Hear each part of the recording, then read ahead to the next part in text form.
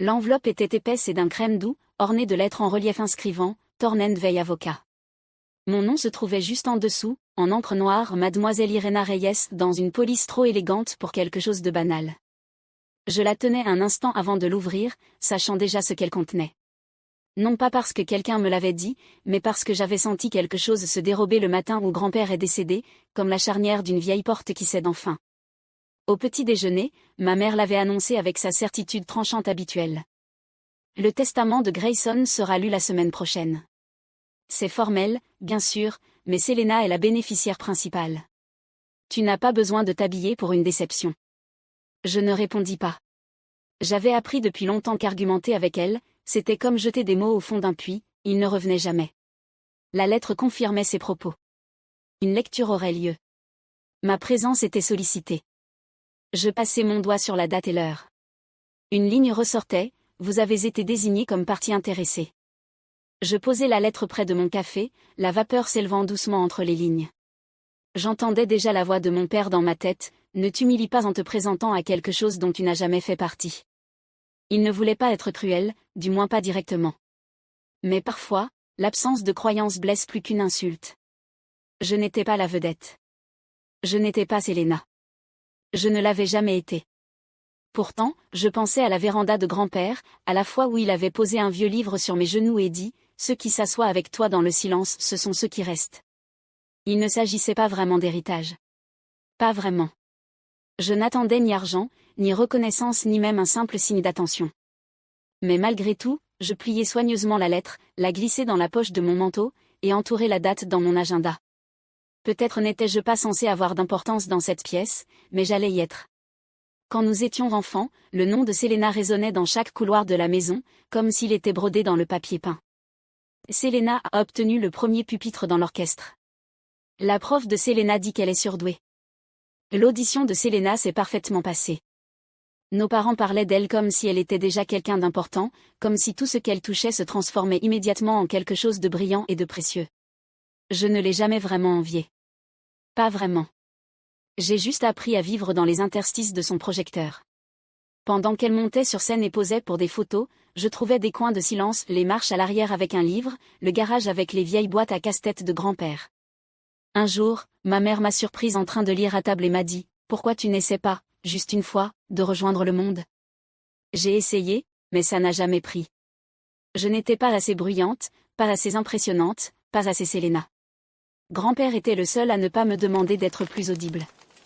Il me passait de petits cadeaux, une vieille boussole de poche, un globe craquelé, une carte des sentiers qu'il n'avait jamais eu le temps de parcourir. « Voyons où cela t'emmène », disait-il.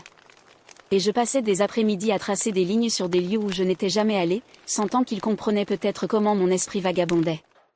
Il n'a jamais dit que j'étais spéciale. Il n'en avait pas besoin. La dernière fois que je l'ai vu, c'était un dimanche, début octobre. Je lui avais apporté une boîte de thé que j'avais trouvée dans une petite boutique du centre-ville, du genre à la bergamote et aux écorces d'orange séchées. Il prépara 2 tasses sans me demander ce que je voulais. Nous nous assîmes sur sa véranda alors que les feuilles tourbillonnaient dans la cour, silencieux tous les deux, dans cette tranquillité que peut connaître une relation où rien n'a besoin d'être réparé. Personne ne sut jamais pour cette visite. Il n'y eut ni photo, ni annonce. Il ne m'a rien dit sur le testament. Il ne m'a vraiment rien dit, en fait. Mais à mon départ, il me serra la main et dit « Tu te présentes toujours sans vouloir être vu. C'est plus rare que tu ne le crois. » Cela resta avec moi, non pas parce que c'était un éloge, mais parce que cela ressemblait à une permission. Permission de continuer à apparaître tel que j'étais, même si personne d'autre ne le remarquait. Maintenant, alors que je posais une robe noire simple sur mon lit et que je rangeais un manteau avec des boutons manquants, je ne me sentais ni prête ni importante. Je ne me sentais pas héritière de quoi que ce soit. Mais quelque chose de plus profond me poussait. Ce n'était pas un sentiment de droit, juste une sensation discrète que je devais être là. Pas pour eux, pas même pour moi, pour lui. La chapelle se dressait au sommet d'une petite colline, ses murs de pierre humide de gel matinal. J'arrivais juste avant le début du service, en manteau de laine sobre qui sentait encore le cèdre de mon placard. Le vent mordait mes mains quand j'entrais, chassant le froid de mes manches. Selena était déjà là, enveloppée dans de la soie noire élégante, ses talons bien trop hauts pour l'hiver. Les gens se pressaient autour d'elle comme si elle était la veuve plutôt que la petite fille. Elle ne me vit pas tout de suite ou fit semblant de ne pas me voir. Je souris à l'huissier. Je suis ici pour Grayson Reyes. Il hésita un instant de trop, puis me désigna l'allée latérale. Vous pouvez vous asseoir là. Les bancs étaient pour la plupart remplis de visages que je reconnaissais de loin. Des voisins d'antan, des amis de la famille, des gens du cabinet. Mes parents étaient assis au deuxième rang, Selena à côté, penchée vers elle alors que ma mère lui murmurait quelque chose à l'oreille. Je trouvai une place près du fond. Personne ne vint me rejoindre. Quelqu'un derrière moi murmura « Pourquoi elle là ?» Un autre répondit « Je pensais qu'elle avait coupé les ponts il y a des années. » Je ne me retournai pas. Les chuchotements me frôlaient comme le vent dans les arbres tranchant mes familiers. L'urne était posée devant, petite et sombre, et si différente de l'homme que je connaissais. À côté, une photo de grand-père d'il y a des années, devant la cabane, les gants de travail aux mains, souriant comme s'il n'aurait pas dû. Un hymne que je ne connaissais pas fut joué. Le pasteur parla d'héritage et de foi, mais mes yeux restèrent fixés sur la photo. Je songeais à cet après-midi silencieux sur la véranda, celui que personne ne connaissait, celui qui n'avait pas besoin d'être expliqué. La douleur est une drôle de chose. Selena entra comme si elle possédait déjà l'endroit, son manteau posé sur le bras, une petite pochette balançant à son poignet. Ce n'est qu'une formalité, dit-elle assez fort pour que je l'entende. Et grand-père savait à qui revenait quoi. Nos parents s'assirent à ses côtés. Ma mère avait ce même air pincé qu'elle arborait au mariage et aux audiences à parts égales fierté et spectacle. Je ne me plaçai pas près d'eux. Je choisis la chaise la plus proche de la fenêtre, à l'écart du groupe. Monsieur Thorne entra, un dossier sous le bras. Il salua la pièce d'un hochement de tête discret avant de prendre place. Merci à toutes et tous d'être présents. Je vais commencer par la lecture officielle du testament de Grayson Reyes, daté du 12 juin de l'année dernière. Selena croisa les jambes et releva le menton, comme si elle savait déjà ce qui allait suivre. Les mots se déposèrent sur la table comme de la poussière, doux mais indéniable. Mon pouls accéléra, mais je ne bougeai pas. Il ajusta ses lunettes et continua à lire. Et juste comme ça, l'air dans la pièce commença à changer. La voix de Monsieur Thorne était calme, presque trop calme. À ma petite fille, Irena Reyes, dit-il, je lègue la participation majoritaire dans Reyes Développement, ainsi que 53,5 millions de dollars en actifs personnels et d'investissement. Les mots ne firent pas tout de suite effet.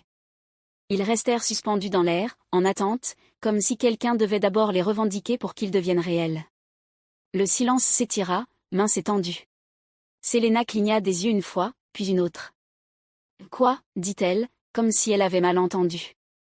Ma mère émit un petit bruit étouffé.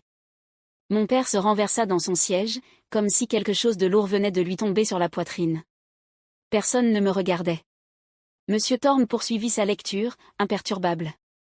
Cela inclut 62% de propriété dans toutes les entités de l'entreprise, le pouvoir de vote au conseil d'administration, et la pleine discrétion quant à la direction future et à l'allocation des actifs. Selena se leva brusquement, sa chaise raclant le parquet. Il doit y avoir une erreur. Il n'y a aucune erreur, répondit calmement Monsieur Thorne. Votre grand-père a fait ces modifications en personne, en présence de témoins, et elles ont été notariées. Il était parfaitement lucide. Mes mains étaient toujours croisées. Je n'avais pas bougé. Mon cœur battait contre mes côtes, comme s'il voulait fuir ce que je venais d'entendre. Il n'a jamais rien dit, cracha Selena. Il ne l'aimait même pas. Il la mentionnait à peine. Monsieur Thorne referma doucement le dossier. Il a laissé un court addendum à lire à la famille. Il baissa les yeux et lut une dernière phrase, cette fois sans ton juridique, seulement avec une intention paisible. C'était la seule à être venue sans appareil photo. Le silence retomba, plus lourd cette fois, chargé d'une clarté que personne n'attendait. Selena semblait abasourdie. Pas encore furieuse, juste incrédule. La bouche de ma mère s'ouvrit légèrement, figée entre le déni et l'outrage.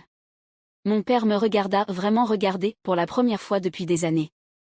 Son regard ne s'adoucit pas, il se contenta de rester posé. Je ne pensais pas à l'argent, ni à l'entreprise, ni même au pouvoir. Je pensais au Porsche de grand-père, à ce vieux livre, et à la façon dont il ne pressait jamais mes silences. Je pensais à ce dimanche que je n'avais jamais raconté à personne, parce que je n'en avais pas eu besoin. Selena reprit enfin la parole. Ce n'est pas juste. Je la regardai, calme et posée. Ça n'était pas censé l'être. Monsieur Thorne se leva en rassemblant les documents. Il y a un dernier élément que Grayson m'a demandé de vous transmettre. Une lettre personnelle. Elle vous est adressée, Irena. Il me tendit une enveloppe scellée, dont l'écriture m'était immédiatement familière. Je la glissai dans la poche de mon manteau, incertaine d'être prête à l'ouvrir, mais je savais que je le ferais, simplement pas devant eux. J'ai attendu d'être seule. Pas seulement loin du bureau, mais dans cette petite chambre de motel où j'avais passé la nuit précédente, avec le radiateur qui grinçait et des rideaux qui ne se rejoignaient pas. Je me suis assise au bord du lit, l'enveloppe sur les genoux, la retournant une fois, puis une autre. Son écriture était stable. J'ai suivi du doigt le « i » majuscule de mon prénom avant de finalement briser le sceau. À l'intérieur, 3 pages pliées. Pas de date, pas de « cher », juste mon prénom suivi de ces mots. Irena. Tu n'as jamais rien demandé, mais tu m'as donné quelque chose qu'aucun d'eux n'a pu m'offrir, du temps sans attente. Je t'ai vu grandir dans les coins silencieux d'une maison trop bruyante pour t'entendre. Eux mesuraient l'amour en applaudissements. Toi, tu le mesurais en présence. Ce dimanche où tu es venu sans discours, sans mise en scène. Tu as juste apporté du thé et tu t'es assise avec moi. Personne d'autre ne le savait, et tu ne l'as jamais raconté. Ça m'a tout dit. Je me suis arrêtée, le souffle court. L'air me parut plus léger, comme s'il était là à nouveau, juste pour observer, sans rien attendre en retour. J'ai modifié mon testament la semaine suivante. Pas par rancune.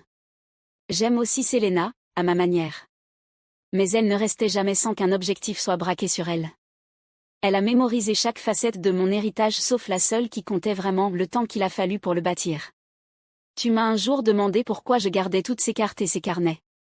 Tu n'as pas ri quand j'ai dit que j'aimais savoir où les choses avaient été, pour mieux deviner où elles allaient. J'ai souri malgré moi. Il avait dit ça.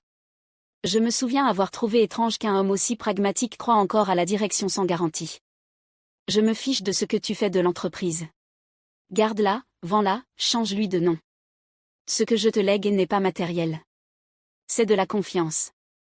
La confiance que quelqu'un qui se présente discrètement, sans chercher à être vu, est exactement le genre de personne qui doit tenir la lumière quand les autres ont oublié où était l'interrupteur. La dernière phrase était écrite plus lentement, les boucles plus larges, les lignes légèrement penchées.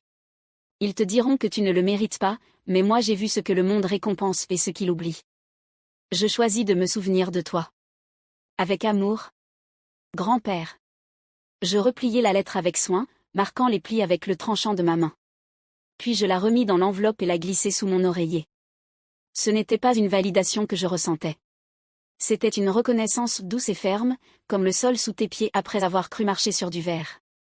Je suis retournée au bureau le lendemain matin pour finaliser les papiers. Monsieur Thorne m'avait demandé de venir seul. Quand je suis entrée, ils étaient déjà là, mes parents et Selena, assis raides dans la salle d'attente comme s'ils posaient pour un portrait auquel ils n'avaient pas consenti. Selena se leva dès qu'elle me vit. Tu l'as manipulée. Elle articula chaque mot avec précision, comme si elle les avait répétés devant un miroir. Il était vieux. Il ne savait pas ce qu'il faisait. Je ne répondis pas tout de suite. Je la regardai simplement. Vraiment regarder, maquillage impeccable, chemisier parfaitement repassé, le chagrin transformé en indignation bien lissée. Je n'avais rien à prouver, dis-je. Je l'aimais, c'est tout. Son visage se crispa. Ne fais surtout pas de ça une histoire d'amour. C'était mon grand-père aussi. Je hochai la tête. Alors tu devais savoir qu'il n'aimait pas les caméras. Ma mère tressaillit. Mon père baissa les yeux vers le sol. Monsieur Thorne apparut dans l'embrasure de la porte, sa voix toujours aussi posée. Monsieur Reyes a passé 2 évaluations mentales indépendantes avant de modifier son testament. Les 2 ont confirmé sa pleine capacité. Ses instructions étaient délibérées et précises. Ça ne veut pas dire que c'est juste, cracha Selena. Non, répondis-je. Ça veut seulement dire que c'était son choix. Ma mère craqua alors. Pas bruyamment, pas d'un coup, mais les larmes commencèrent à couler et elle détourna le visage de nous tous. Mon père posa une main sur son épaule, mais elle ne la saisit pas. Selena rassembla ses affaires avec des gestes secs. Ce n'est pas fini, dit-elle, mais sa voix avait perdu toute assurance. Tu n'as pas le droit de réécrire l'histoire de cette famille simplement parce qu'il est parti. Je ne répondis pas. Il n'y avait plus rien à dire. Elle quitta la pièce, ses talons claquant vivement dans le couloir. Monsieur Thorne m'adressa un petit signe de tête et désigna le bureau. Juste quelques signatures. Je le suivis à l'intérieur, l'enveloppe toujours serrée contre ma poitrine. Je ne l'avais pas lâchée depuis la veille. Quelle que soit la tempête qui venait de passer, j'étais toujours là, pas indemne, mais inébranlable. Le trajet jusqu'à la cabane prit un peu moins de 2 heures. De la neige balayait les bords de la route, le genre de flocons qui ne tiennent jamais vraiment, mais qui murmurent que l'hiver est en embuscade. Je n'étais pas venu ici depuis plus de 10 ans, mais les virages me revinrent comme un réflexe musculaire. Les grands sapins, l'affaissement de la vieille boîte aux lettres, le gravier qui crépitait sous les pneus alors que je remontais l'étroit chemin. La clé tourna sans résistance. À l'intérieur, tout était comme il l'avait laissé, la table en pin, le vieux fauteuil usé recouvert d'une couverture élimée, la rangée de livres sur l'étagère qui penchait toujours un peu vers la gauche. La poussière s'était déposée, mais rien n'avait changé. Sur la cheminée, au-dessus du foyer éteint, se trouvait une seule photo. Je m'arrêtai net en la voyant. Moi, à 10 ans, jambes croisées sur la marche du porche, en train de lire, adossé au genou de grand-père. Sa main posée sur mon épaule, et nous regardions tous deux la même page. Je ne savais même pas que cette photo existait. À côté, reposait un petit carnet relié en cuir. Je le pris délicatement et ouvris la première page. Son écriture, légèrement inclinée, était appliquée. Irena n'a jamais été bruyante. C'est comme ça que j'ai su que je pouvais lui faire confiance. Mon souffle s'échappa, comme si je le retenais depuis des années. Je m'assis dans le fauteuil, le carnet sur les genoux, et laissai le silence remplir la pièce, pas lourd, mais complet. Après un moment, je me levai, ajoutai quelques bûches dans la cheminée, et craquai une allumette. La première flamme prit, puis s'étendit lentement, sûrement. Je la regardai se former, écoutai le bois se tasser, et pour la première fois depuis plus longtemps que je ne pouvais le mesurer, je ne ressentis pas le besoin d'expliquer quoi que ce soit à qui que ce soit. La pièce se réchauffa, les contours s'adoucirent. Je restai là longtemps, jusqu'à ce que la lumière se répande doucement sur le sol, et que je sente le poids de la lettre, de la photo, et de tout ce que j'avais hérité, non comme un fardeau, mais comme un commencement.